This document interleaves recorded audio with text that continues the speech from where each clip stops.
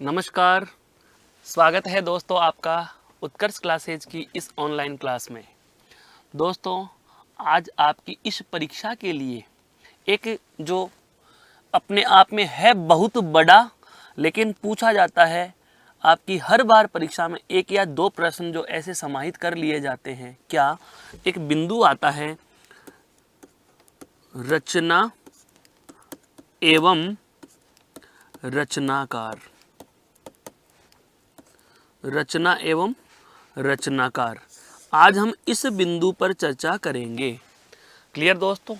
अब यह रचना एवं रचनाकार जो है, यह वास्तविकता देखी जाए तो हिंदी साहित्य का टॉपिक है।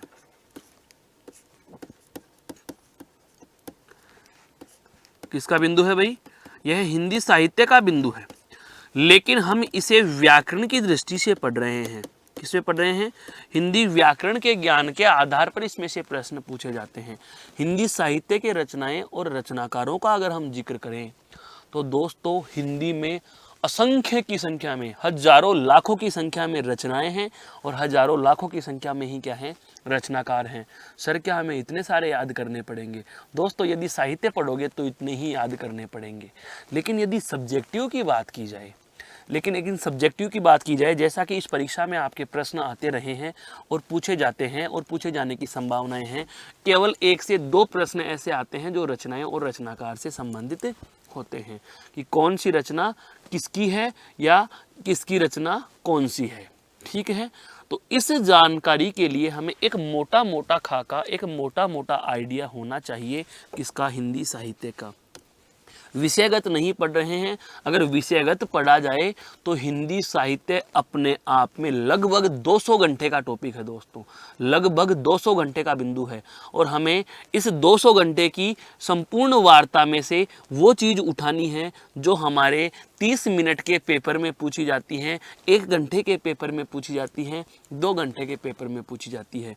अर्थात थ्योरी से हमें कोई मतलब नहीं, विशेषताओं से हमें कोई मतलब नहीं, लक्षणों से हमें कोई मतलब नहीं, उदाहरणों से हमें कोई मतलब नहीं। हमें पता करना है कि लेखक कौन है, लिखा क्या है, कवि कौन है, कविता क्या है। बस ये चीज़ें हमें दोस्तों ध्यान में लेनी है, महत्वपूर्ण से। लेकिन इसके लिए हम जो शुरुआत कर रहे हैं वह हिंदी साहित्य के इतिहास के आरंभ से करते हैं। हिंदी साहित्य के इतिहास की बात कर रहे हैं। तो हिंदी साहित्य के इतिहास लेखन में दोस्तों, आपको पता है कुछ परंपराएं रही हैं। हिंदी साहित्य के इतिहास लेखन की क्या रही है दोस्तों? परंपरा रही है कि हिंदी साहित्य का इतिहास लेखन कुछ परंपराओं और पद्धतियों पर आधारित रहा है। सबसे पहले आता है दोस्तों कौन सा? वर्णानुक्रमी पद्धति। कौन सी पद्धति आई दोस्तों? वर्णानुक्रमी पद्धति। अर्थात वर्णों के अनुक्रम के अनुसार कवियों की लिस्ट बना ली गई थी। वर्णानुक्रम कैसे होता है? मान लीजिए जैसे कि ए नाम से शुरू होने वाले कवि, कवि अंगद जैसे पहले कवि हो गए। कवि अंगद जैसे पहले कवि हो गए। कहने का मतलब ए वाले पहले नाम पर आ जाएंगे। उसके बाद ऐसे इतिहास लेखन लिखे गए हैं, हिंदी में ऐसे इतिहास ग्रंथ लिखे गए हैं जिसमें रचनाएं और रचनाकारों का संकलन ऐसे किया है कि पहले ए नाम से शुरू होने वाले कवि और उनकी रचनाएं, फिर आ के नाम से शुरू होने वाले कवि, फिर उनकी रचनाएं, फिर ई के नाम से शुरू होने वाले कवि या लेखक और उनकी रचनाएं। यहाँ पर कवि, कवियत्री, लेखक और लेखिका सभी से मेरा आशय है दोस्तों। ठीक है, उसके बाद में आई थी आपके दोस्तों जो दूसरी पद्धति जिसको हम कह सकते हैं, वह आई थी आपके कालानुक्रमी पद्धति। कौन सी आई थी? कालानुक्रमी पद्धति। अर्थात समय के अनुसार, कवियों के जन्म के अनुसार, कवियों के कालक्रम, कौन सा कवि किस समय रहा, कौन से कवि का जन्म कौन सा समय रहा, कौन से कवि का कार्य क्षेत्र कौन से समय में रहा, इस आधार पर अर्थात टाइम के अनुसार, जैसे हम कह सकते हैं डीओबी के अनुसार हैं दोस्तों, डीओबी के अनुसार भी क्या लिखे गए? इतिहास ग्रंथ लिखे गए, इतिहास ग्रंथ लिखे गए। उसके बाद जो आ रही थी तीसरी जो आपकी पद्धति आई थी दोस्तों, वह आई थी आपके कौन सी? जिसको हम कह सकते हैं महत्वपूर्ण पद्धति कहा गया था। बिल्कुल महत्वपूर्ण पद्धति कहा गया, जिसको हम रामचंद्र शुक्ल की पद्धति भी कहते हैं। आचार्य रामचंद्र शुक्ल का इतिहास है, आचार्य रामचंद्र शुक्ल की पद्धति। वर्णानुक्रमिक पद्धति क्या होती है? जिसमें वर्ण के क्रम के अनुसार, वर्णों के अनुसार क्या है, इतिहास ग्रंथ लिखे जाते हैं। गारसा द तासी कौन है दोस्तों? गारसा द तासी द्वारा लिखित ग्रंथ कौन सा? द इस्तवार ल लिटरेचर एंदुई हिंदुस्तानी, द लिस्तवार द एंदुई हिंदुस्तानी, अर्थात गारसा द तासी की जो रचना है, गारसा द तासी की जो रचना है वह इसी तरीके की रचना है। उसके बाद कालानुक्रमिक पद्धति की हम बात करें तो दोस्तों कालानुक्रमिक पद्धति अर्थात कवियों के जीवन क्रम को आधार बना करके क्या लिखी जाती हैं? कवियों का लेखन या इतिहास ग्रंथ लिखे गए, और इसमें आपके नाम आते हैं जॉर्ज ग्रियर्सन का। किसका नाम आता है दोस्तों? जॉर्ज ग्रियर्सन महोदय आते हैं। कौन आते हैं दोस्तों? ग्रियर्सन महोदय, ग्रियर्सन महोदय। उसके बाद जो रामचंद्र शुक्ल की पद्धति है जिसे कहा गया विधेयवादी पद्धति। कौन सी पद्धति कहा गया? विधेयवादी पद्धति, विधेयवादी अर्थात वेन तेन रणय महोदय द्वारा पद्धति दी गई थी, वह कौन सी थी? आपके विधेयवादी प्रवृत्ति, जिसे हम व्यवस्थित एक इतिहास ग्रंथ में भी गिना करते हैं। उसके बाद में आई थी आपके गणपति चंद्रगुप्त की। किसकी आई दोस्तों? गणपति चंद्रगुप्त ने। और गणपति चंद्रगुप्त ने जो पद्धति दी वह कौन सी थी? आपकी वैज्ञानिक पद्धति। कौन सी थी दोस्तों? वैज्ञानिक पद्धति। वैज्ञानिक पद्धति पर इतिहास ग्रंथ लिखे गए। लेकिन ये जो सभी इतिहास ग्रंथ लिखे गए, इन सब में एक बहुत महत्वपूर्ण बात मानी गई, जैसा कि हम पढ़ते हैं हिंदी साहित्य के विकास क्रम के अनुसार कि हिंदी का आरंभ है दोस्तों, हिंदी का आरंभ जो है वह अपभ्रंश से हुआ। हिंदी का विकास अपभ्रंश से हुआ। तो हिंदी का विकास जो अपभ्रंश से हुआ, समय होता है दोस्तों आपका 1000 ईस्वी। इसे अधिकतर इतिहास ग्रंथों में लिखा गया है 1050 विक्रम संवत। क्या लिखा गया है? 1050 विक्रम संवत से हिंदी का विकास 1050 विक्रम संवत। यह समय जो है, यह तिथि जो है वह महत्वपूर्ण है हिंदी के विकास के लिए। हिंदी का विकास कब हुआ था? हिंदी का विकास कब से आरंभ हुआ? तो हिंदी का विकास हुआ 1050 विक्रम संवत से। तो हिंदी का विकास जो 1050 विक्रम संवत से आज तक की हम बात करेंगे। हिंदी का विकास 1050 से जो आज तक हुआ, इसमें कितने चरण आए, किस किस तरीके के सोपानों का गठन हुआ, कौन कौन से सोपान गठित हुए और हिंदी ने अपना विकास प्राप्त किया दोस्तों। तो ध्यान दीजिए, सबसे पहले हिंदी का हम क्या करेंगे? काल विभाजन। क्या करेंगे? काल विभाजन। और काल विभाजन किसका करेंगे दोस्तों? हम करेंगे 1050 से आज तक का। 1050 से आज तक का, 1050 से आज तक का काल विभाजन करते हैं दोस्तों, आज तक का अर्थात अद्यतन। तो 1050 से आज तक के इस समग्र इतिहास को हम 4 भागों में बांट लेंगे। कितने भागों में बांटेंगे दोस्तों? 4 भागों में बांट लेंगे। 4 भाग कौन कौन से हैं? सबसे पहला आरंभिक काल या जिसे कहा जाता है आदिकाल, ठीक है। उसके बाद में आदि का मतलब आरंभिक काल। उसके बाद में आता है पूर्व मध्यकाल, तत्पश्चात उत्तर मध्यकाल और उसके बाद में है आधुनिक काल। लिखना है साथ में क्या? सबसे पहला कौन सा है दोस्तों? आरंभिक। सबसे पहला कौन सा है दोस्तों? आरंभिक काल, ठीक है। आरंभिक काल।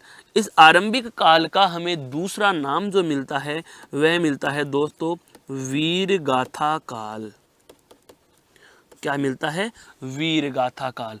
वीर गाथा काल, इसे कई यह भी कहते हैं कि अपभ्रंश काल है। कौन सा कहते हैं? अपभ्रंश काल। लेकिन दोस्तों ये केवल ही अपभ्रंश नहीं था, इसमें लोक भाषा के साहित्य भी लिखे गए हैं। इसमें अमीर खुसरो जैसे खुसरो की पहेलियां हैं, अमीर खुसरो हैं, खुसरो की पहेलियां, वो लोक भाषा से मनोरंजन काव्य भी इसमें लिखे गए थे दोस्तों।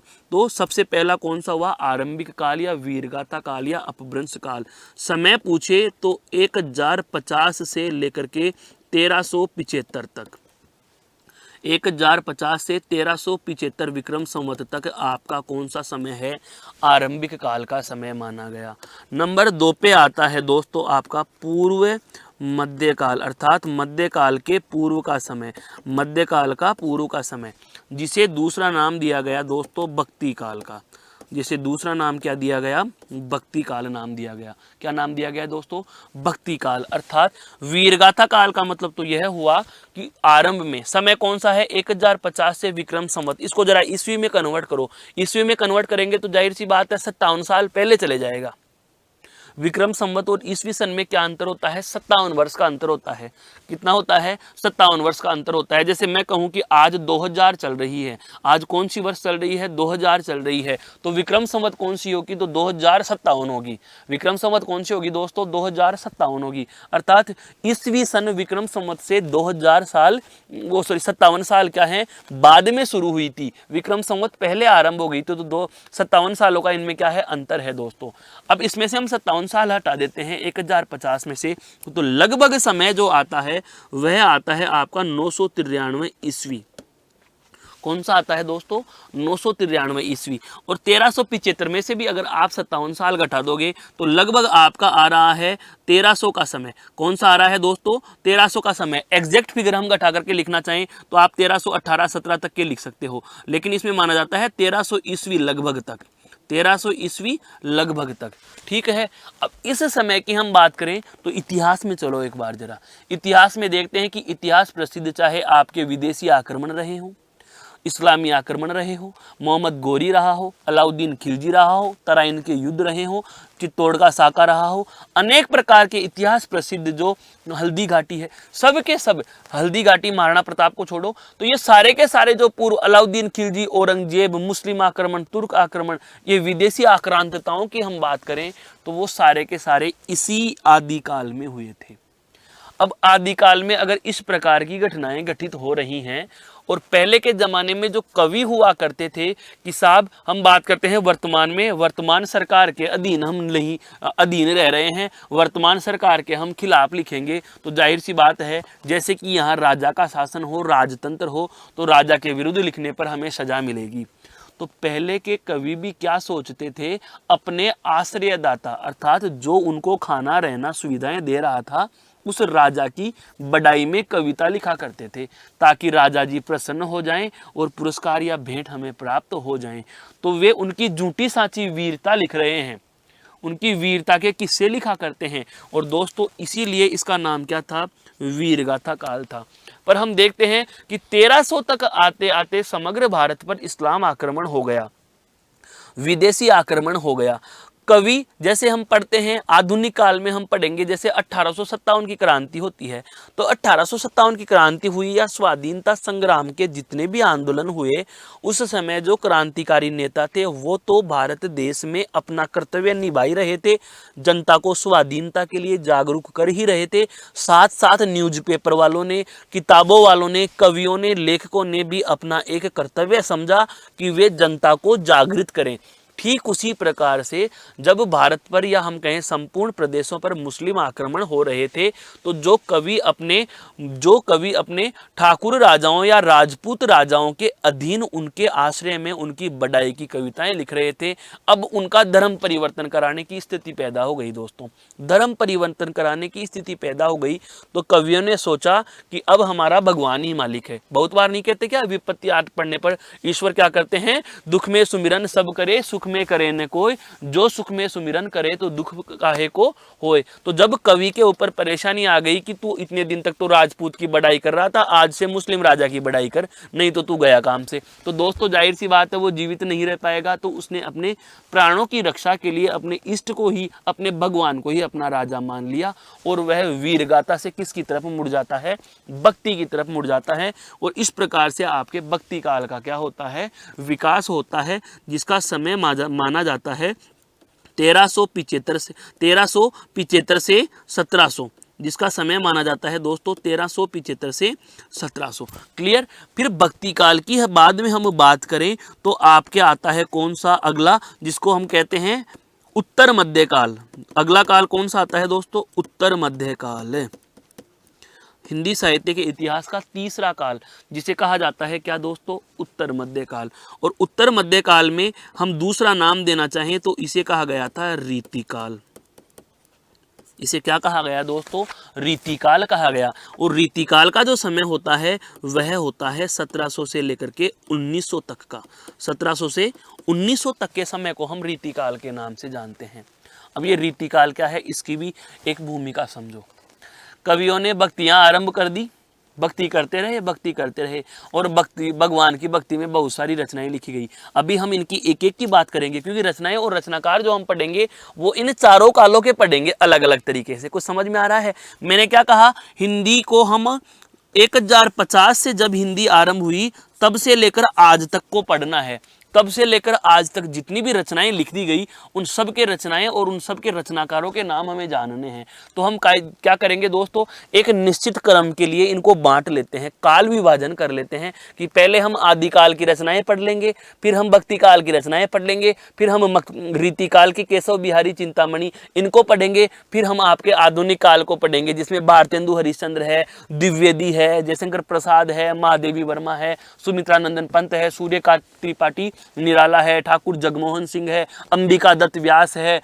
आपके आधुनिक काल के अंदर हम और चलेंगे तो जैसे तार सप्तक के कवि हीरानंद वात्स्यायन अगेय हैं, रामचंद्र शुक्ल, इन सबको हमें पढ़ना है। तो एक निश्चित क्रम रहेगा तो आपके लिए समझने में भी आसानी रहेगी, याद करने में भी आसानी रहेगी और परीक्षा के प्रश्नों का उत्तर देना तो बहुत आसान हो ही जाएगा दोस्तों। तो हम बात कर रहे थे कि रीतिकाल क्या हुआ है। जब भक्ति काल में भक्ति संबंधी कविताएं लिखी गई तो रीतिकाल आते आते अर्थात लगभग 1700 विक्रम संवत के आते आते एक परंपरा ने जन्म लिया कि कविता लिखने के नियम होने चाहिए, कविताओं के कोई निश्चित लक्षण और उदाहरण बनने चाहिए। तो निश्चित लक्षणों और उदाहरणों में बंधकर जो कविताएं लिखने की जो परंपरा शुरू हुई, रीतिकाल कहा गया। रीति का मतलब तरीका, रीति का मतलब क्या कहते हैं दोस्तों, तरीके की कविताएं लिखी गई, तरीके से कविताएं लिखना आरंभ हो गया। अब कुछ कवि ऐसे थे जो उस तरीके में बंधकर कविताएं लिख रहे थे जिनको रीतिबद्ध कविता कहा गया।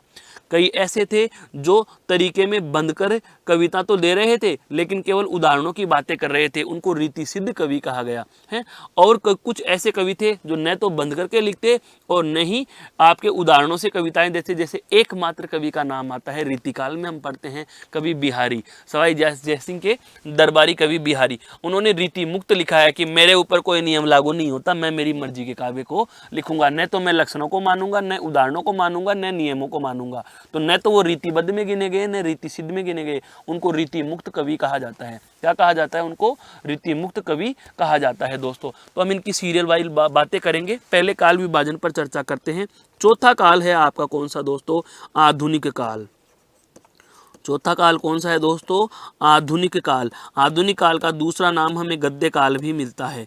आधुनिक काल का दूसरा नाम हमें गद्य काल भी मिलता है। समय यदि पूछे तो 1900 से आज तक, 1900 से आज तक। इस तरीके से आप हिंदी साहित्य का मोटा मोटा क्या कर सकते हो? काल विभाजन कर सकते हो। ध्यान दो मेरे दोस्तों, ये क्या कर सकते हो? मोटा मोटा आप काल विभाजन कर सकते हो। क्या कि सबसे पहले आपका आरंभिक यानी कि आदिकाल रहा। आरंभिक काल को एक नाम दिया जाता है क्या? आदिकाल। आदि का मतलब आरंभिक काल, ठीक है। आदिकाल का एक दूसरा नाम है वीरगाथा काल। तत्पश्चात भक्ति काल, भक्ति काल के बाद रीतिकाल, रीतिकाल के बाद दोस्तों गद्य काल। तो हमें काल का पता चल चुका कि हिंदी का विकास इन 4 सीक्वेंस में हुआ, इन 4 सोपानों में हुआ। तो अब हम रचनाओं की चर्चा करेंगे दोस्तों। तो सबसे पहले हम बात करेंगे आरंभिक काल या आदिकाल की रचनाएं और उनके रचनाकार दोस्तों। तो हमारी हेडिंग क्या हो जाएगी अगली? क्या बिल्कुल क्रम से ही पढ़ना है तो ही याद होंगे। आदिकाल यानी कि वीर गाथा काल। समय 1050 से 1375 तक, 1050 से 1375 तक। एक तरफ लिखेंगे हम क्या? रचनाकार। एक तरफ क्या लिख लेंगे दोस्तों? रचनाकार। और एक तरफ क्या लिखेंगे? उसकी रचना। एक तरफ क्या लिखेंगे? उसकी रचना। अब दोस्तों यह बात और है कि आदिकाल में भी 3 प्रकार के काव्य लिखे गए थे। आदिकाल में 3 प्रकार के काव्य लिखे गए थे, राज्याश्रित, लोकाश्रित, मनोरंजनाश्रित। क्लियर? राज्याश्रित में भी 3 प्रकार के हैं, सिद्ध, नाथ और जैन।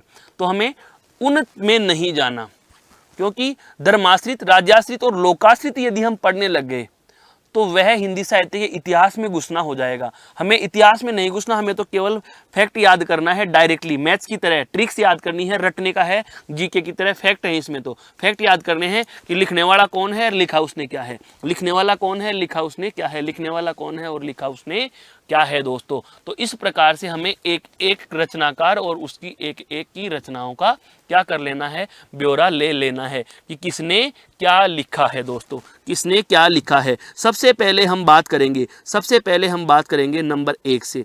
इतिहास ग्रंथ लिखना आरंभ हो रहा है, वहीं से आरंभ कर रहा हूं। क्या? गारसा द तासी। सबसे पहले हमने बात की किसकी दोस्तों? गारसा द तासी। नंबर नहीं लगाएंगे, नंबर लगाएंगे तो कितनी गिनती लिखोगे आप हैं। गारसा द तासी, गारसा द तासी की रचना। और गारसा द तासी की रचना क्या है? इस्तवार, जैसे कि अभी मैंने बोल के भी बताया था, इस्तवार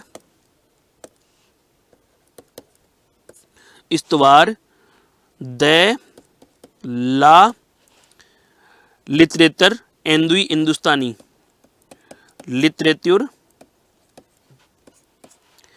एंदुई हिंदुस्तानी, हिंदुस्तानी नहीं करना है, हिंदुस्तानी। क्लियर? यह इतिहासकार हैं, आदिकाल के नहीं है, ये इतिहासकार हैं दोस्तों, इतिहासकार।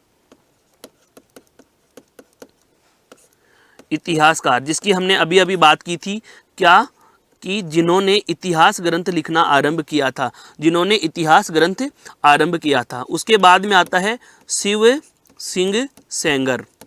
शिव सिंह सेंगर आते हैं। कौन आते हैं? शिव सिंह सेंगर, जिनके ग्रंथ का नाम है शिव सिंह सरोज। क्या नाम है जिनका? शिव सिंह सरोज। जिनका ग्रंथ का नाम क्या है भाई? शिव सिंह सरोज है। क्लियर? शिव सिंह सरोज। शिव सिंह सेंगर का कौन सा ग्रंथ है दोस्तों? शिव सिंह सरोज है। उसके बाद में आता है मिश्र बंधु। मिश्र बंधुओं की रचना है मिश्र बंधु विनोद। मिश्र बंधु विनोद, मिश्र बंधु विनोद अर्थात मिश्र बंधुओं की रचना क्या है? मिश्र बंधुओं में 3 हैं, श्याम बिहारी मिश्र, गणेश बिहारी मिश्र। हाँ बिल्कुल, श्याम, गणेश और श्याम बिहारी मिश्र, गणेश बिहारी मिश्र और एक सुखदेव बिहारी मिश्र, 3 मिश्र हैं। इनको मिश्र बंधु कहा गया, बंधु यानी भाई, मिश्र बंधु भाई, जिन्होंने मिश्र बंधु विनोद लिखा था इतिहास ग्रंथ। श्याम बिहारी मिश्र, सुखदेव बिहारी मिश्र और गणेश बिहारी मिश्र दोस्तों। क्लियर? उसके बाद में आपका नाम आता है जॉर्ज ग्रियर्सन। George Grierson. और जॉर्ज ग्रियर्सन ने लिखा था क्या? The modern vernacular literature of Hindustan. Vernacular literature of Hindustan, the modern vernacular literature of Hindustan. ये किसने लिखा था दोस्तों?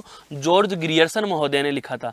किसने लिखा था? जॉर्ज ग्रियर्सन महोदय ने लिखा था। उसके बाद में आपके आ जाता है आचार्य रामचंद्र शुक्ल। आचार्य रामचंद्र शुक्ल। आचार्य रामचंद्र शुक्ल ने जो लिखा था उसे कहा जाता है हिंदी साहित्य का इतिहास। क्या लिखा इन्होंने? हिंदी साहित्य का इतिहास लिखा। और ये मैं क्यों बता रहा हूं, ध्यान देना, ये इतिहास ग्रंथ हैं सारे के सारे, ये सारे के सारे आदिकाल से भी पहले के ग्रंथ हैं। फिर बोले तो हम आदिकाल में तो जैन साहित्य पढ़ेंगे, बिल्कुल बौद्ध साहित्य पढ़ेंगे, सिद्ध साहित्य पढ़ेंगे, नाथ साहित्य पढ़ेंगे, सिद्ध नाथ जैनों के द्वारा लिखी गई रचनाएं पढ़ेंगे, वो केवल सेपरेटली आदिकाल की होंगी। लेकिन मैं आदिकाल से भी पूर्व की रचनाओं पर अब एक बार चर्चा करना चाह रहा हूं कि हो सकता है हिंदी के इतिहास में नहीं, हिंदी साहित्य के इतिहास लेखकों में से ये आपको अगर प्रश्न पूछ ले तो आप मेरे दोस्त चिंतित नहीं होंगे, चिंतित नहीं होंगे। क्लियर? एक आता है आपका गणपति चंद्र गुप्त। एक कौन सा आता है? गणपति चंद्र गुप्त। और इन्होंने लिखा था हिंदी साहित्य का वैज्ञानिक इतिहास। हिंदी साहित्य का वैज्ञानिक इतिहास। हिंदी साहित्य का इन्होंने कौन सा इतिहास लिखा दोस्तों? वैज्ञानिक इतिहास लिखा। अब ध्यान देना, ये नाम किस तरीके से महत्वपूर्ण है? ये दोनों ऐसे हैं जिन्होंने अपना ग्रंथ कौन सी पद्धति पर लिखा दोस्तों? वर्णानुक्रम पद्धति पर, अर्थात वर्णों के अनुसार क्रम बनाया था। उसके बाद हम दो नाम पढ़ते हैं दोस्तों जो हैं आपके कालानुक्रमी पद्धति के। कौन सी पद्धति है दोस्तों इनकी? कालानुक्रम पद्धति, इतिहास लेखन की कालानुक्रम पद्धति है। उसके बाद में यह है विधेयवादी प्रवृत्ति। यह कौन सी है दोस्तों? विधेयवादी पद्धति की रचना है। और यह आपकी कौन सी है? वैज्ञानिक पद्धति है। कौन सी है दोस्तों? वैज्ञानिक पद्धति। कौन सी पद्धति है दोस्तों? वैज्ञानिक पद्धति, अर्थात इन्होंने वैज्ञानिक पद्धति पर हिंदी साहित्य के इतिहास लेखन या इतिहास ग्रंथों का लेखन किया है। क्लियर? ये तो कौन से थे आपके? इसको आप चाहो तो यही कह सकते हो क्या? इतिहासकार और उनके रचनाकार, ऐसे लिख लो, इतिहासकार और उनके रचनाकार। ये हेडिंग अभी हम बात करेंगे। इतिहास ग्रंथ व उनके रचनाकार, इतिहास ग्रंथ व उनके रचनाकार। हम अब बात करते हैं आपके कौन से? आदिकाल के। सबसे पहले कौन से? आदिकाल के। अभी इनके नाम मैंने आपसे पहले उल्लेखित कर लिए थे, इनकी ग्रंथ नहीं बताए थे, ये भी मैंने आपको बता दिए हैं। अब मैं लिख रहा हूं कौन सा दोस्तों? आदिकाल। और आदिकाल को हम दूसरा नाम क्या दे देंगे? वीर गाथा काल। समय 1050 से 1375। 1050 से दोस्तों कौन सा लेंगे हम? 1375 लेंगे। 1050 से कौन सा समय ले लेंगे इसका? 1375 ले लेंगे। 1050 से 1375 में। और अभी इसकी हम रचनाओं की बात करते हैं तो एक तरफ हेडिंग डाल लेंगे रचनाकार और एक तरफ लिखेंगे दोस्तों उनकी क्या? रचना। सबसे पहले एक तरफ रचनाकार और एक तरफ रचना। जैसे कि हम बात करें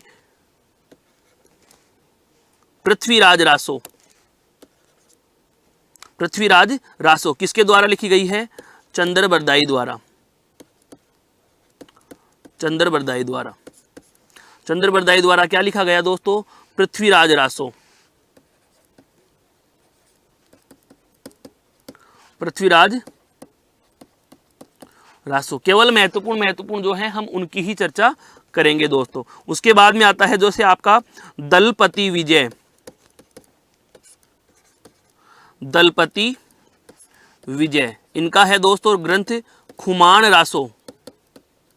ये रासो ग्रंथ हैं क्योंकि उस समय रासो रचनाएं लिखी गई थी। रासो ग्रंथ क्यों लिखे गए थे? रास लीला का वर्णन किया गया, राजा को आशी खुश करने के लिए। पृथ्वीराज के समय पृथ्वीराज को खुश करने के लिए, राजा खुमान के समय खुमान राजा को खुश करने के लिए हैं। मधुकर कवि। मधुकर कवि का है जयमयंक जस चंद्रिका। जयमयंक जस चंद्रिका। जयमयंक कौन? जयमयंक जस चंद्रिका है। एक आता है आपका नरपति नालह। दोस्तों नरपति नालह याद आ रहा है? अजमेर के चौहानों में विग्रहराज चतुर्थिया बीसल देव। विग्रहराज चतुर्थिया बीसल देव का यह दरबारी कवि था जिन्होंने क्या लिखा था? बीसल देव रासो। जिन्होंने क्या लिखा था? बीसल देव रासो। 2.5 दिन का झोंपड़ा। बिल्कुल 2.5 दिन का झोंपड़े पर ये वाली चीजें हमारे महत्वपूर्ण हैं। एक है आपके विद्यापति। एक कौन है दोस्तों? विद्यापति। विद्यापति ने क्या लिखा था भाई? विद्यापति ने लिखी थी पदावली, या हम कह सकते हैं विद्यापति की पदावली। विद्यापति पदावली। विद्यापति पदावली। दोस्तों एक है आपके कौन? अमीर खुसरो। एक कौन है दोस्तों आपके? अमीर खुसरो। और अमीर खुसरो की रचनाएं हैं क्या? खुसरो की पहेलियां हैं। खुसरो की पहेलियां। खुसरो की क्या है दोस्तों? पहेलियां। खुसरो की क्या है? पहेलियां हैं। इसके अलावा हम और बात करें और रचनाकारों के हम नाम लेने चाहें तो दोस्तों आपके जैसे और नाम आते हैं क्या? जगनिक। नाम आता है कौन सा आपका? जगनिक। जगनिक ने लिखा था परमार रासो। जगनिक ने क्या लिखा था? परमाल रासो। परमाल रासो। परमाल रासो लिखा था। जगनिक ने क्या लिखा था? परमाल रासो है। नल सिंह। नल सिंह ने लिखा था हमीर रासो। हमीर। नल सिंह ने लिखा था विजयपाल रासो। विजयपाल रासो दोस्तों। विजयपाल। विजयपाल विजयपाल रासो, विजयपाल रासो। एक आता है सारंगधर, सारंगधर ने लिखा था दोस्तों हम्मीर रासो, हम्मीर रासो। हम पढ़ते हैं रणथंबोर के चौहान, राजा हम्मीर देव चौहान। सिंह सहन सतपुरुष वचन कदली फलत एक बार, त्रिया तेल हम्मीर हट चढ़े ने दूसरी बार।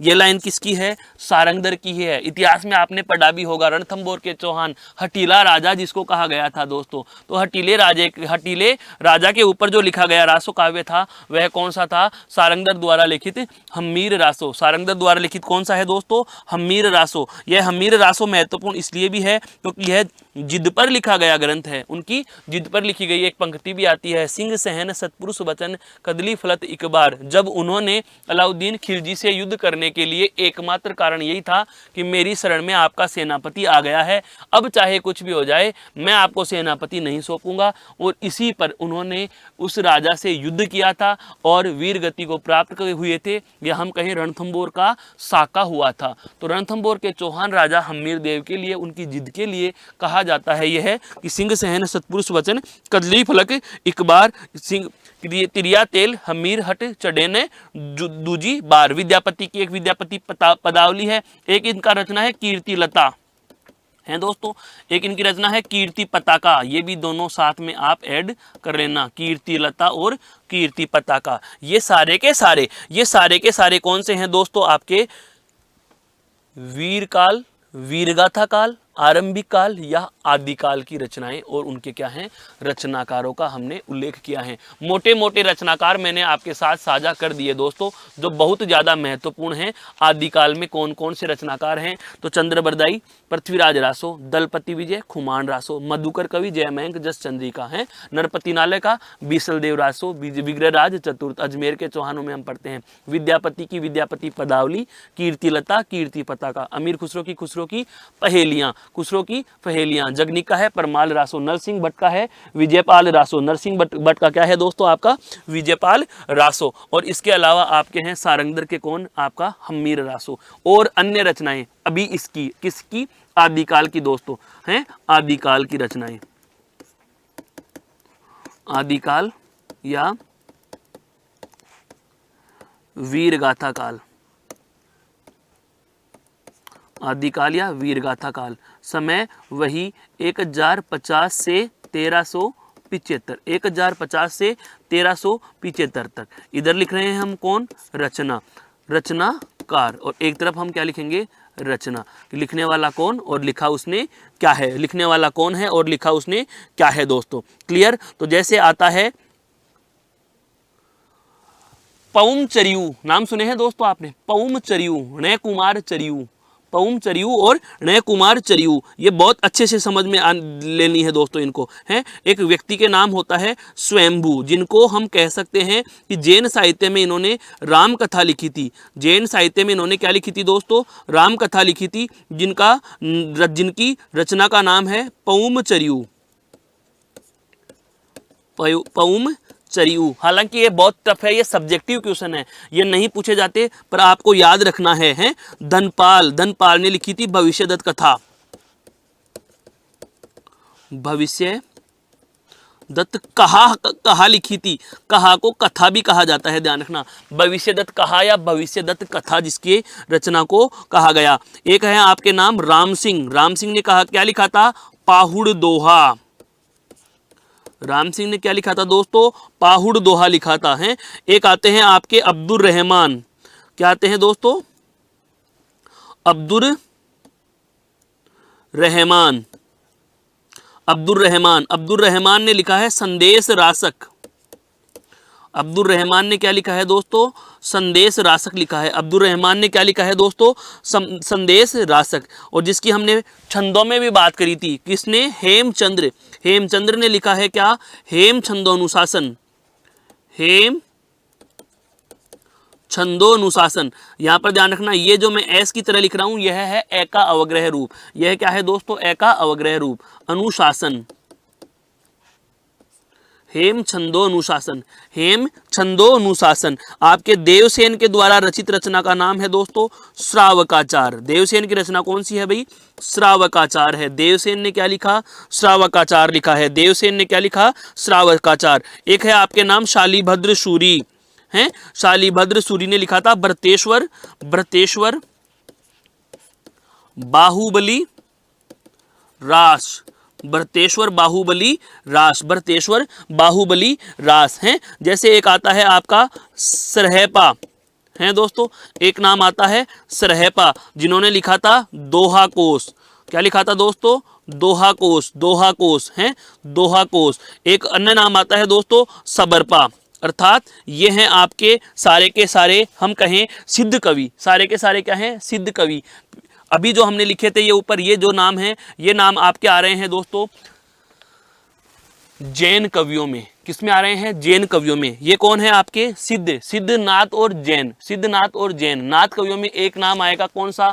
गोरखनाथ, गुरु गोरखनाथ, जिनकी रचना का नाम क्या है? गोरखबाणी, जिसका संकलन किया था पीताम्बरदत्त बड़थवाल ने। अभी हम बात करेंगे उसकी हैं। तो अगला नाम आता है हमारा दोस्तों कौन सा? सबरपा। दोहा को सबरपा का लिखा है चर्यापद। सबरपा ने क्या लिखा था दोस्तों? चर्यापद लिखा था। क्या लिखा था दोस्तों? चर्यापद लिखा था। इसके अलावा अगला नाम जिसकी हम बात कर रहे हैं अभी अभी, क्या? गोरखनाथ। तो गोरखनाथ की रचना क्या मानी गई है? गोरखबाणी। क्या मानी गई है दोस्तों? गोरखबाणी। क्या मानी गई है? गोरखबाणी। और इसका संकलन, यह बहुत प्रश्न जीके टाइप का प्रश्न है, मैं लिख देता हूं। क्या यह है संकलन? यह है संकलन पीताम्बरदत्त, पीताम्बरदत्त बड़थवाल ने किया। यह संकलन किसने किया था दोस्तों? पीताम्बरदत्त बड़थवाल ने किया था। क्लियर हुआ? तो मुख्य मुख्य हम रचनाओं की बात कर रहे हैं जो आदिकाल की रचनाएं थी। सबसे पहले मैंने आपके समक्ष जो चर्चित लिए वे आदिकाल के रासो ग्रंथ ले लिए। कौन से ग्रंथ ले लिए? रासो ग्रंथ लिए हैं, जिसमें आपके हैं चंद्रबरदाई का पृथ्वीराज रासो, दलपति का खुमान रासो, मधुकर का जयमंक, जसचंद्रिका, विद्यापति का पदावली, कीर्तिलता और कीर्तिपता का रासो में नहीं है, ध्यान देना। यह है रासो नहीं है, ये लोकाश्रित कविताएं हैं, लोकाश्रित रचनाएं हैं, दोनों हैं।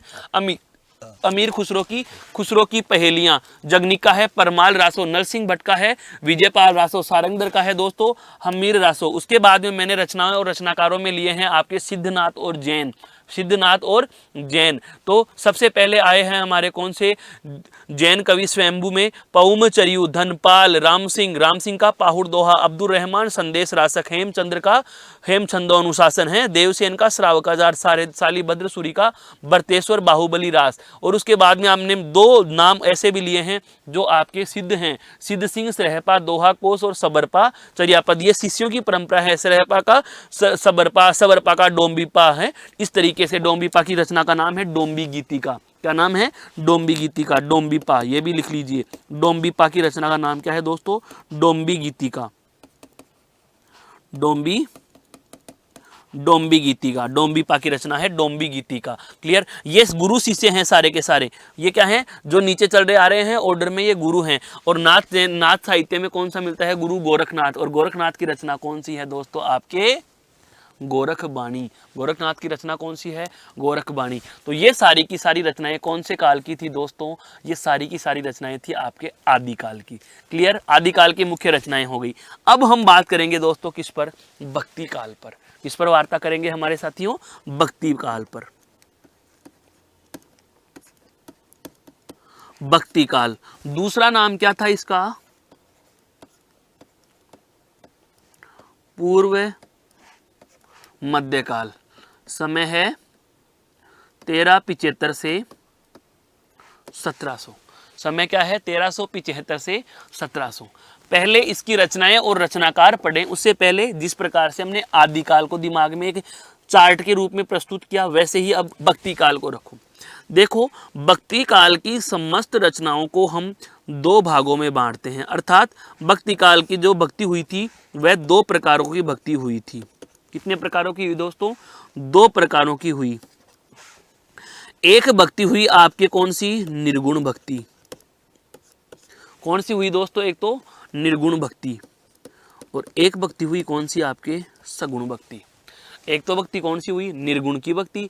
निर्गुण भक्ति का मतलब जो भगवान का रूप रंग आकार नहीं मानते, जिनका मानना यह है कि सर्वत्र ईश्वर व्याप्त है, सब जगह भगवान विराजमान है, वो कौन से हैं भाई? निर्गुण काव्य। और सगुण का मतलब है कि जो भगवान की कोई रूप रंग आकार या मूर्ति मानकर पूजा करते हैं, वो कौन से हैं? सगुण भक्ति में। फिर क्या हुआ? निर्गुण भक्ति पुनः दो भागों में बट जाती है। निर्गुण भक्ति पुनः दो भागों में बट जाती है, जिसमें एक नाम आता है दोस्तों ज्ञान मार्गी शाखा। क्या नाम आया? ज्ञान मार्गी। और इस ज्ञान मार्गी का दूसरा नाम हमें मिलता है ज्ञानाश्रयी शाखा। कौन सा मिलता है दोस्तों? ज्ञानाश्रयी शाखा।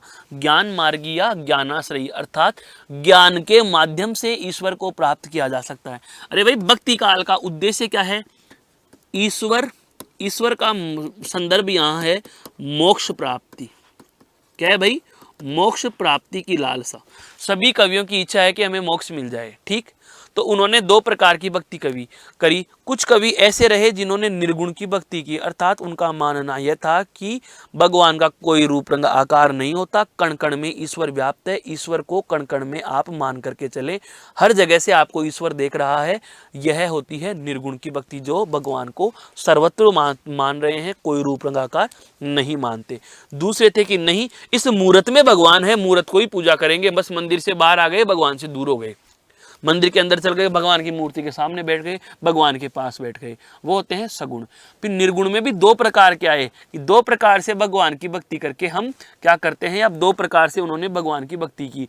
एक तो क्या था कि ज्ञान मार्ग से, अर्थात हम अपनी जो ईड़ा पिंगला सुषुम्ना नाड़ी होती हैं उनको ध्यान केंद्रित करके हम ईश्वर को प्राप्त कर सकते हैं। और दूसरी जो निर्गुण शाखा थी वह थी प्रेम मार्गी। कौन सी थी दोस्तों? प्रेम मार्गी। मलिक मोहम्मद जायसी, जिन्होंने आत्मा और परमात्मा को प्रेमी प्रेमिका के रूप में अभिव्यक्त किया है, जिसका दूसरा नाम मिलता है प्रेमाश्रयी शाखा। जिसका दूसरा नाम क्या मिलता है दोस्तों? प्रेमाश्रयी शाखा।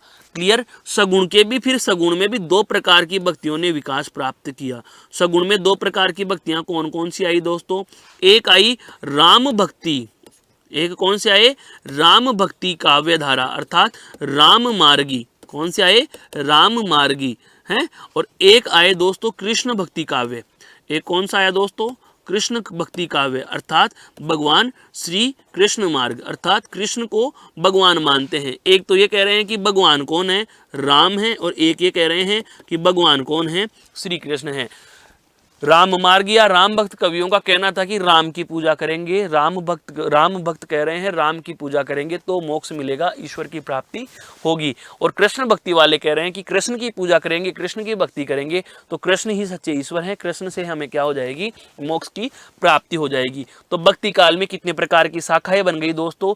4 प्रकार की शाखाएं बन गई। कौन कौन सी बन गई? ज्ञान मार्गी, प्रेम मार्गी, राम मार्गी और कृष्ण मार्गी। अर्थात ज्ञान और प्रेम तो है निर्गुण भक्ति में, और कृष्ण और राम है सगुण भक्ति में। दो के दो भाग निर्गुण और सगुण के रूप में आपके समक्ष हो जाते हैं। अब इनके महत्वपूर्ण कवि कौन हैं वो भी जान लीजिए। तो ध्यान देना, ज्ञान मार्गी शाखा के प्रमुख कवि, ज्ञान मार्गी शाखा के जो प्रमुख कवि हैं दोस्तों, उनका नाम है कबीरदास। प्रमुख कवि कौन है? कबीरदास। और प्रेम मार्गी शाखा के प्रमुख कवि कौन हैं? जायसी, मलिक मोहम्मद जायसी। राम मार्गी शाखा के प्रमुख कवि कौन हैं दोस्तों? तुलसीदास। कौन है? तुलसीदास। और कृष्ण मार्गी शाखा के प्रमुख कवि कौन हैं आपके? सूरदास। कौन है भाई? सूरदास। सीक्वेंस समझ में आ रहा है? अब हम क्या करेंगे, पहले ज्ञान मार्गी कवियों को लिखेंगे, उनकी रचनाएं लिखेंगे, तत्पश्चात प्रेम मार्गी कवियों को लिखेंगे, उनकी रचनाएं लिख लेंगे, उसके बाद हम आपके राम भक्त कवियों को लिखेंगे, उनकी रचनाएं लिख लेंगे, और फिर आपके कृष्ण भक्ति कवियों, जैसे अष्ट छाप के कवि भी कहा गया, 8 कवि जिनको छाप लगी हुई थी, जिनको कृष्ण भक्ति का हम कह सकते हैं स्तंभ कवि कहा जाता है, तो उनका भी हम अब जिक्र करने वाले हैं दोस्तों। तो भक्ति काल के कवि और भक्ति काल की रचनाएं, उनके हम अब चर्चा में लेने वाले हैं। यह आपके लिए बेहद महत्वपूर्ण है। क्या कबीर की बात करी जाए तो देखो, कबीर की भाषा कौन सी है दोस्तों? सद्दू कड़ी भाषा है। सद्दुकड़ी भाषा को क्या कहा जाता है? पंचमेली खिचड़ी। पंचमेली खिचड़ी, क्योंकि कबीर स्वयं क्या थे? अनपढ़ थे दोस्तों। कबीर ने स्वयं ने कहा था, मसी कागज छुयो नहीं कलम गही ने हाथ, कि मैंने शाही और कागज को कभी छुआ नहीं, कलम गही ने हाथ, कलम मैंने कभी नहीं ली हाथ में।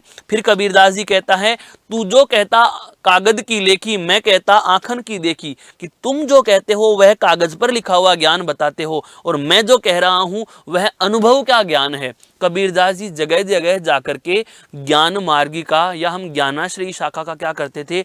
धर्मोपदेश दिया करते थे। इनका एक शिष्य है जिसका नाम था संत धर्मदास। हैं संत धर्मदास इनका शिष्य था। संत धर्मदास ने क्या किया था? इनकी जो भी इन्होंने उपदेश दिए उनका क्या किया दोस्तों? संकलन किया। संत धर्मदास, शिष्य धर्मदास ने क्या किया? इनकी जो भी उपदेश थे उनका क्या किया? संकलन किया, और संकलन करके एक समग्र ग्रंथ बनाया जिसे कबीर बीजक कहा जाता है। अभी हम रचनाओं में चर्चा करेंगे। क्लियर? और मलिक मोहम्मद जायसी पद्मावत, पद्मावती याद आ रहा है? मलिक मोहम्मद जायसी पद्मावत, पद्मावती वाला। तो इन्होंने जो भाषा काम में ली, बहुत अच्छे से समझना, इनकी तो कौन सी थी? सद्दुकड़ी भाषा। और इन्होंने कौन सी भाषा में लिखा हुआ है? अवधी भाषा में लिखा। कौन सी भाषा में लिखा? अवधी भाषा में लिखा। तुलसी अयोध्या के राम, तो भाषा कौन सी हो गई दोस्तों? अवधी भाषा। राम कहाँ के? अयोध्या के। अब चाहे रामचरितमानस की बात कर लो, रामचरितमानस की बात कर लो, तो रामचरितमानस तुलसीदास ने जो लिखी हुई है कौन सी भाषा में लिखी? अवधी में। सूरदास किसकी भक्ति कर रहे हैं? श्री कृष्ण की। श्री कृष्ण कहाँ के? ब्रज के। तो भाषा जाहिर सी बात है कौन सी हो जाएगी? ब्रज भाषा। श्री कृष्ण कहाँ के? ब्रज के। अयोध्या अवधी है, जायसी की भी अवधी। और कबीर की भाषा कौन सी है? पंचमेली खिचड़ी या सद्दुकड़ी भाषा। बहुत बहुत बार इसी प्रकार की परीक्षाओं में यह प्रश्न पूछा जाता रहा है कि अमुक कवि कौन सी भाषा में लिखते हैं। ये कवियों के नाम सभी कवियों के नहीं पूछता, इन महत्वपूर्ण कवियों की पूछता है, क्योंकि दोस्तों ये प्रतिनिधि कवि हैं। ये सारे के सारे क्या हैं? आपके समक्ष प्रतिनिधि कवि हैं कि कबीर की भाषा कौन सी है? सद्दुकड़ी है। सूरदास की भाषा कौन सी है? ब्रज है। तुलसी की भाषा कौन सी है? अवधी है। जायसी में अवधी, और कबीर की सद्दुकड़ी या पंचमेली खिचड़ी। पंचमेली खिचड़ी तो इसको इसलिए कहा जाता था कि कबीरदास जी जहाँ भी जाते वहीं की लोकल भाषा में अपने उपदेश दिया करते थे। लोकल भाषा में उपदेश दिया करते थे। जैसे वो मथुरा चले गए तो मथुरा की क्षेत्रीय भाषा को उन्होंने अपना लिया है। जैसे कि वो मगहर में चले गए तो मगहर की भाषा, काशी में गए तो काशी की जो क्षेत्रीय भाषाएं हैं, आंचलिक भाषाएं हैं, उन्हीं के शब्दों को अपने काव्य या अपने भाषणों में लेते गए और अपना व्याख्यान प्रस्तुत करे, अर्थात अपना ज्ञान या उपदेश देते रहे। और ज्ञान उपदेश जो देते रहे उसी से इनकी भाषा क्या बन गई? पंचमेली खिचड़ी बन गई, अर्थात 5 मेलों की खिचड़ी, मिली जुली रिमिक्स की भाषा बन गई दोस्तों। ठीक है, जिसे सद्दुकड़ी भाषा का नाम भी दिया जाता है। क्लियर? यह तो हो गया आपके भक्ति काल का मोटा मोटा ब्यौरा। अब बात करते हैं हम एक एक रचना और रचनाकार की। क्लियर दोस्तों? तो अब हम हेडिंग डालेंगे वही क्या? भक्ति काल की रचनाएं और भक्ति काल के रचनाकार। भक्ति काल, भक्ति काल वही समय, आपको ये भी याद रखना है, 1375 से 1700। ठीक है, एक तरफ हम लिख रहे हैं रचनाकार और एक तरफ दोस्तों हम लिखेंगे रचना। एक तरफ क्या लिख लेंगे दोस्तों? रचना। लेखक कौन है और उन्होंने लिखा क्या है? सबसे पहले हम बात करेंगे दोस्तों कबीर की। सबसे पहले हम बात करते हैं किसकी? कबीर की। ग्रंथ का नाम क्या है? कबीर बीजक। और यह किसने संकलित किया था? संत धर्मदास ने। संत धर्मदास ने संकलन किया, क्योंकि कबीर जो उपदेश दिया करते थे, कबीर जो बाणियां हैं, कबीर बाणियां जो हैं वो 3 प्रकार से थी। कबीर बाणियां कितने प्रकार से थी? 3 प्रकार से थी। 3 प्रकार कौन कौन से हैं भाई? दोस्तों ध्यान देना, 3 प्रकारों में आता है साखी, सबद और रमेनी। साखी, सबद और रमेनी। और इन तीनों का मिला जुला स्वरूप जो है वह किस में मिलता है? आपके कबीर बीजक में मिलता है। कबीर बीजक किसके द्वारा संकलित किया गया है? संत धर्मदास। संत धर्मदास कौन थे? तो इसके लिए भी एक छोटा सा परिचयात्मक लाइन आपके लिए लिख देता हूं। कबीर के शिष्य, कबीर के शिष्य। जाहिर सी बात है कबीर खुद क्या थे? अनपढ़। तो इन्होंने कुछ लिखा ही नहीं। इन्होंने जो भी बात कही मौखिक कही है, और मौखिक बातों को सुन सुन करके इस संत, हम कहें क्या, शिष्य धर्मदास ने क्या किया? उनका संकलन कर दिया। संत धर्मदास ने। कबीर 3 प्रकार की उपदेश दिया करते थे, 3 प्रकार की शैलियां अपनाया करते थे। एक तो थी साखी, दूसरी थी सबद, और तीसरी क्या थी दोस्तों? रमेनी। तीसरी क्या थी दोस्तों? रमेनी थी। क्लियर।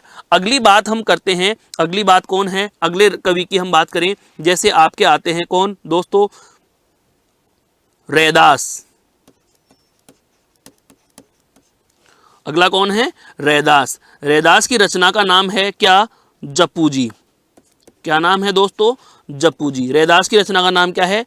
जप्पू जी हैं। एक क्या है? असादीवार। असादीवार। एक है रहीरास। रहीरास। एक इन्होंने लिखे हैं सोहिला। क्या लिखे हैं? सोहिले। सोहिले का मतलब हम देशज शब्द में भी इसका अर्थ लेते हैं। सोहिला का मतलब होता है दोस्तों ताने। सोहिला का मतलब क्या होता है? ताना। ताना। क्लियर। फिर उसके बाद में आते हैं दादू दयाल। कौन आते हैं दोस्तों? आपके दादू दयाल आते हैं। दादू दयाल। दादू दयाल की रचना है हरडे वाणी। क्या है? हरडे वाणी। दादू दयाल की रचना का नाम क्या है? हरडे वाणी। दादू दयाल की मुख्य रचना का नाम क्या है? हरडे वाणी। फिर आते हैं रज्जब जी हैं। रज्जब जी। रज्जब जी की रचना सबंगी। रज्जब जी की रचना का नाम क्या है दोस्तों?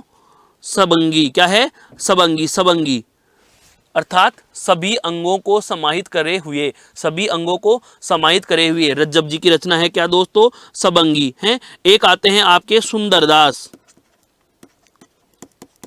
सुंदरदास जिनकी रचना है दोस्तों सुंदर विलास।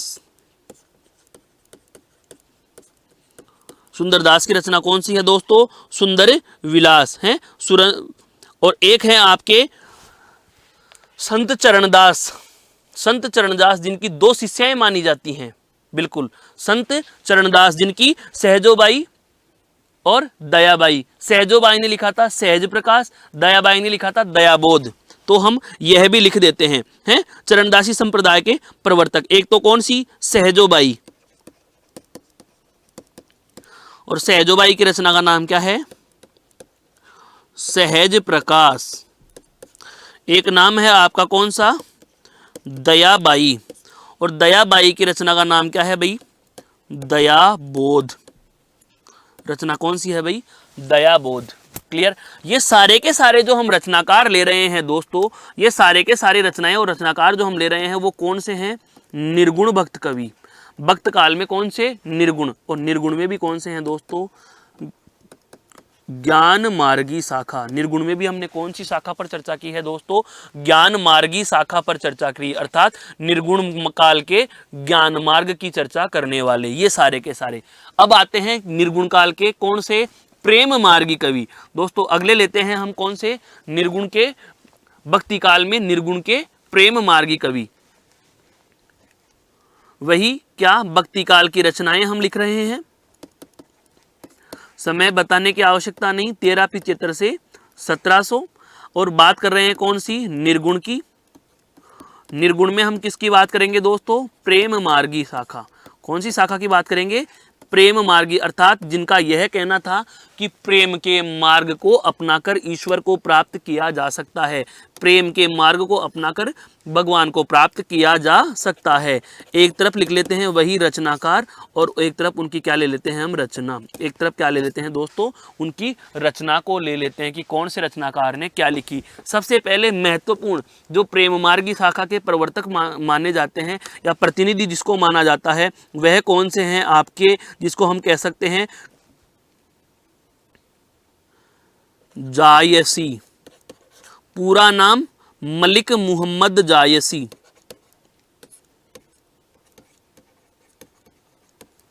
मलिक मुहम्मद जायसी।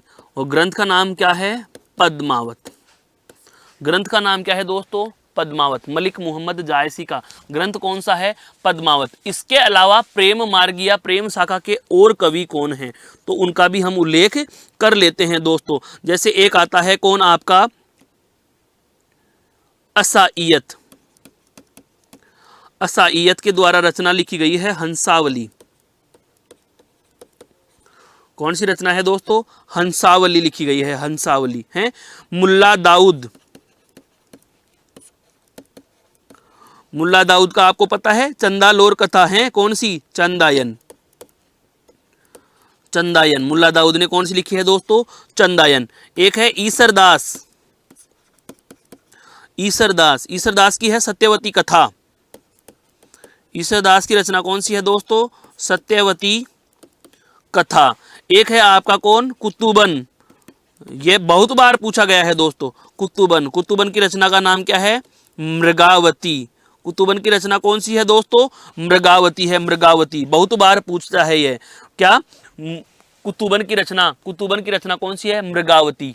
क्लियर? ये सुमेलित भी करवा लेता है। कुतुबन, मृगावती, ईसरदास, सत्यवती कथा, मुल्ला दाऊद, चंदायन, असायत, हंसावली और जायसी का कौन सा है दोस्तों? आपके पद्मावत ग्रंथ है। जायसी का कौन सा है दोस्तों? पद्मावत ग्रंथ है। जायसी का पद्मावत ग्रंथ है। यह बहुत महत्वपूर्ण है बिल्कुल। ये जरूरी इसलिए भी है, जो पद्मावत ग्रंथ है, पद्मावत ग्रंथ में हम बात करें रानी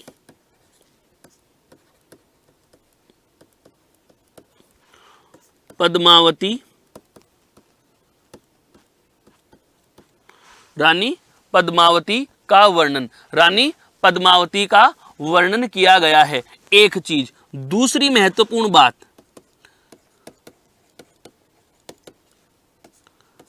राजस्थान, दूसरी महत्वपूर्ण बात, राजस्थान इतिहास युद्धों की स्थिति का पता भी इससे चलता है। राजस्थान युद्धों की स्थिति का बोध होता है। क्लियर? दूसरी अगली महत्वपूर्ण बात, प्रतीकात्मक शैली में लिखा गया है। कौन सी शैली में लिखा गया है? ये प्रतीकात्मक रूप में भी लिखा गया है। प्रतीकात्मक रूप में लिखा गया, ये महत्वपूर्ण है। जीके की दृष्टि से पूछा जाता है, हिंदी में नहीं, जीके में पूछ लेते हैं। जीके में पूछ लिया जाता है, अवधि का साहित्य या अवध साहित्य में पूछ लिया जाता है। भाषा कौन सी है दोस्तों? तो आप कहेंगे क्या? भाषा अवधि है। भाषा कौन सी है? अवधि है दोस्तों। भाषा कौन सी है? अवधि है। और इस संपूर्ण जो पद्मावत रचना में जो महत्वपूर्ण भूमिका निभाई थी, जैसे हम बात कर सकते हैं आपका कौन? एक तो राघव चेतन ब्राह्मण है दोस्तों, एक तो कौन आपका? राघव चेतन ब्राह्मण, और एक आपका हीरामन तोता। एक आपका कौन? हीरामन तोता। एक है आपके कौन? राजाजी रत्नसेन हैं। राजाजी कौन? रत्नसेन। रानी कौन? पद्मिनी। रानी कौन? पद्मिनी या पद्मिनी हैं। रानी कौन? पद्मिनी। और जगह कौन सी? अगर इसकी शैली की बात की जाए तो यह कड़बक शैली की रचना है दोस्तों। कड़बक शैली की रचना, कड़बक शैली की रचना। हालांकि ये साहित्य के प्रश्न हैं, लेकिन आपको यदि जीके की दृष्टि से पूछ लिया जाए तो मेरे दोस्त घबराने की आवश्यकता नहीं है। रानी पद्मावती या रानी पद्मिनी का वर्णन राजस्थान के युद्धों की स्थिति का इसमें बोध होता है, जो कि प्रतीकात्मक शैली में लिखा गया है, जिसमें आसुरी बुद्धि, सांसारिक बुद्धि, सात्विक बुद्धि, काया, मन, चेतन सबकी बातें की गई है। महत्वपूर्ण भूमिका राघव चेतन ब्राह्मण और आपके हीरामन तोता की होती है। राघव चेतन ब्राह्मण जिसने असुरी शक्ति को बताया था रानी पद्मिनी के सौंदर्य के बारे में, और हीरामन तोता जिसने यह सूचना दी थी कि रत्नसेन तुम्हें लेने आ गए हैं, और पद्मिनी वहां से भागने के प्रयास में रहती है। तो इस प्रकार से जो आपका एक प्रकार से रानी पद्मिनी जाकर के रत्नसेन से मिलना चाह रही है, मिलने स्वयं नहीं जा पाती, तो उन्होंने हीरामन तोते के माध्यम से अपना सारा संदेश लिख करके भेज दिया था। लिख करके सारा संदेश उस हीरामन तोता के माध्यम से भेज दिया गया था। राघव चेतन ब्राह्मण एक आसुरी शक्ति का रूप है, आसुरी शक्ति की भूमिका का निर्वहन करता है। हम ये कह सकते हैं सह खलनायक की भूमिका इस व्यक्ति ने निभाई है दोस्तों। क्लियर? तो ये सारे के सारे कौन से हैं? निर्गुण प्रेमाश्रयी शाखा शाखा के संपूर्ण की भाषा कौन सी होगी दोस्तों? तो आप ध्यान रखना, इन संपूर्ण की भाषा अगर आपसे पूछी जाए तो अवधी भाषा है। संपूर्ण की भाषा कौन सी है? अवधी भाषा है। हाँ, एक जरूर आपका इस असाहित की भाषा अगर आपसे पूछी जाए तो यह राजस्थानी भाषा में है। असाहित कौन सी भाषा में है भाई? यह राजस्थानी भाषा में लिखा गया है। असाहित कौन सी भाषा में लिखा गया है दोस्तों? यह राजस्थानी भाषा में लिखा गया है। और बाकी सारे के सारे कौन से के हैं? अवध के हैं। अवधी भाषा के साहित्य या अवधी भाषा के प्रेमाश्री का शाखा के रचनाएं और आपके समक्ष रचनाकार प्रस्तुत किए हैं। ये भक्ति काल के 2 शाखाएं हो चुकी। भक्ति काल की 2 शाखा कौन कौन सी? 4 में से ज्ञान मार्गी, प्रेम मार्गी, राम भक्ति और कृष्ण भक्ति में हम ज्ञान की बात कर चुके हैं। प्रेम मार्गी कवियों और उनकी रचनाकारों की बात कर चुके हैं। दोस्तों हम अब बात करेंगे अगली कक्षा में। अगली कक्षा में हमारी बात होगी दोस्तों आपके सगुण भक्त कवियों में। सगुण भक्ति में हम पहले बात करेंगे आपके कृष्ण भक्त की और एक है आपके राम भक्त कवियों की। तत्पश्चात हम बात करेंगे रीतिकाल की और फिर हमारी वार्ता होगी दोस्तों आधुनिक काल पर। क्लियर? तो दोस्तों आज की क्लास को हम यही विराम देते हैं। अगली कक्षा में हम फिर से मिलेंगे इसी बिंदु को आगे बढ़ाते हुए। अभी रचनाएं और रचनाकार पूर्ण नहीं हुए हैं भक्ति काल के, जो हम निर्गुण भक्ति पढ़ चुके हैं। अब पढ़ेंगे भक्ति काल की निर्गुण के बाद में सगुण भक्त कवियों की धारा के साथ हम पुनः आपसे मिलेंगे, पुनः आपसे साझा होंगे। तब तक के लिए आप इनका बार बार दोहरान करें, अभ्यास करें। धन्यवाद। जय हिंद, जय भारत दोस्तों।